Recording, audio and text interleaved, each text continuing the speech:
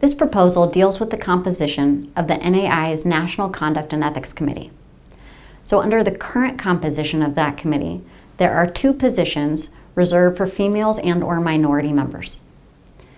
A year ago, at the NAI National Convention, our membership approved to a handful of different committees additional positions reserved for athletics compliance administrators. A position was not applied or approved for the National Conduct and Ethics Committee. Instead, the Conduct and Ethics Committee and the compliance administrators worked over the course of the last year to evaluate how to potentially include a member of the Compliance Administrators Association on the Conduct and Ethics Committee without continuing to increase the size of the Conduct and Ethics Committee, which was the primary concern, that a continually increasing size of that committee makes the work that they need to do a bit more challenging and unmanageable.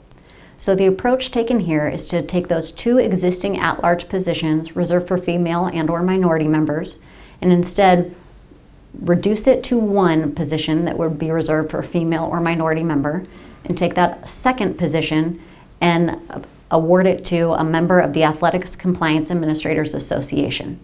In addition, it would include language that states how exactly vacancies get filled, so it clarifies that process and states that for all of the various positions on the National Conduct and Ethics Committee, which would include compliance administrators, Athletic Directors Association, Faculty Athletic Representatives Association, that when there's a vacancy for any of those groups, that each of those groups would create a slate of candidates from which the National Administrative Council would select the new member of the Conduct and Ethics Committee. It also then gives guidance to the National Administrative Council to say the preference is that there's always at least a minimum of 2 female and/or minority members on the committee. So in its selection, the NAC should be cognizant of ensuring that there are at least 2 female and/or minority members on the committee.